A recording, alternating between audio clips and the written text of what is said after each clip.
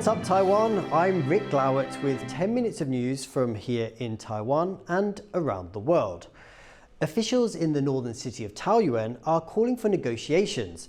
That's after workers at Taiwan's second biggest airline went on strike.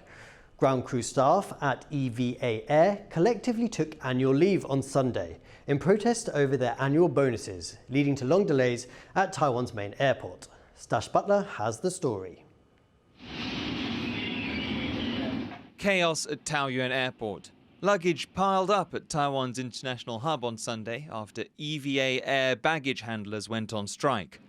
The backlog delayed more than 50 of the airline's flights and impacted over 3,000 passengers. 因为疫情啊，怕有什么额外的什么不知道的没有预期的事情，所以说特别早了2-3个小时到。其实我们很久没有回家，其实我觉得对一些在海外的台湾人也会影响蛮大的。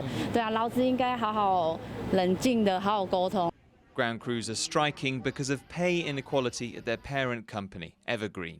Workers at the huge conglomerate's shipping company got a year-end bonus worth nearly 45 months' salary this year. But ground crews here got just 1 month's bonus. One worker, whose voice has been altered, said they had no choice but to strike. 很多东西都被牺牲掉了，那只是说我们没有办法，今天才说可能会要走到后续的什么动作干嘛的，那可能那是逼不得已的。This isn't the first industrial action Evergreen has faced. In 2019, EVA Air flight attendants walked out for almost a month. Passengers in Taiwan hope this ground crew dispute will get resolved much faster. Evergreen has apologized for the impacted flights, but some ground staff maintained their strike into Monday, causing more delays. And with no word on any deal between management and workers, there's no telling when the strike will end. Leon Lien and Stash Butler for TaiwanPlus. People travelling directly from China must now take Covid19 tests before they can enter Taiwan. The first flight undergoing the new measures arrived at Taoyuan International Airport on Sunday. The PCR tests involve medical staff taking a swab from inside a traveller's nose or mouth. People who test positive will have to isolate for 5 days.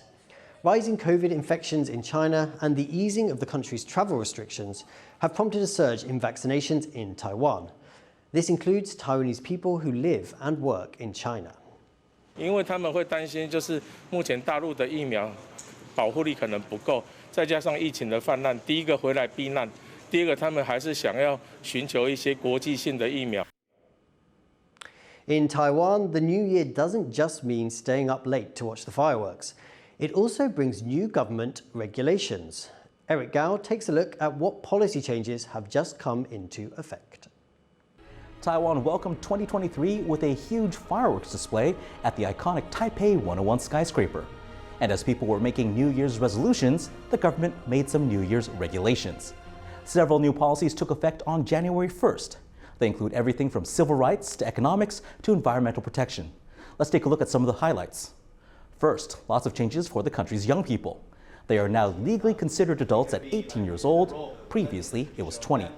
This means they can do things like open bank accounts and apply for credit cards without a parent's consent.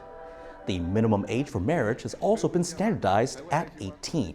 It used to be 17 for men, 16 for women. But 18-year-olds still cannot vote. That's because a referendum to lower the voting age from 20 failed to pass in November.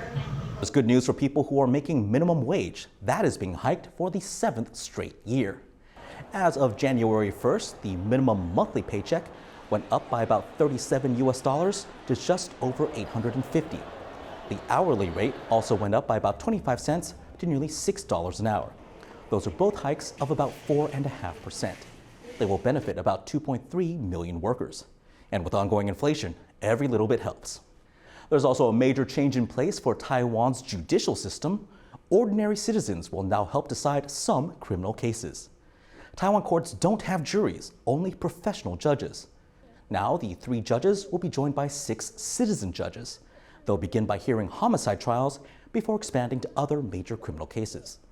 The citizen judges will have a say in both the verdicts and the sentencing. The goal is to boost public confidence in Taiwan's judicial system. As for environmental policy, the government is ending subsidies for long-haul buses that run on gasoline and diesel. This year, if coach companies want to replace their old vehicles, they will only get financial assistance if they buy new electric buses. They're aiming to have 16 to 18% of the country's coach fleet be electric by the end of the year. This is part of the government's plan to only sell electric vehicles in the country by 2030. And those are the biggest policy changes in Taiwan to start off 2023. Hopefully, they help make a better year for everyone. Alex Chen, Irene Wu, and Rik Glauert for TaiwanPlus. Chushan Zinan Temple in central Taiwan's Nantou County is famous for supposedly bestowing wealth on its worshippers. Every New Year's Day, the shrine hands out seed money, that's symbolic coins that are supposed to bring prosperity to their holders. Leslie Liao takes a look at the crowds that gathered in anticipation of the event. Thousands, if not tens of thousands of people line up outside of this temple early on January 1st. You might think that after a night of celebrating New Year's Eve, everyone would be tempted to rest the next day. But that's not the case for these worshippers. They're here to try and cash in on some divine power. Zhushan Zinan Temple in central Taiwan's Nantou County is closely associated with financial success. People who win the lottery often say that they did so after they prayed here. After all, Zinan Temple houses the god of prosperity. On New Year's Day, the temple gives out seed money, a symbolic coin that's supposed to bring holders piles of cash in the new year. This year's seed money prominently features a rabbit, the zodiac animal of the upcoming Lunar New Year.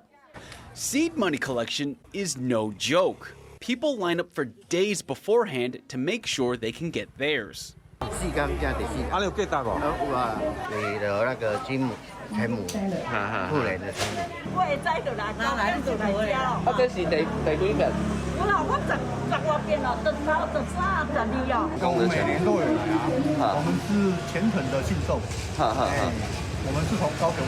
You might think these people represent a small number of dedicated worshippers, but that's far from the case.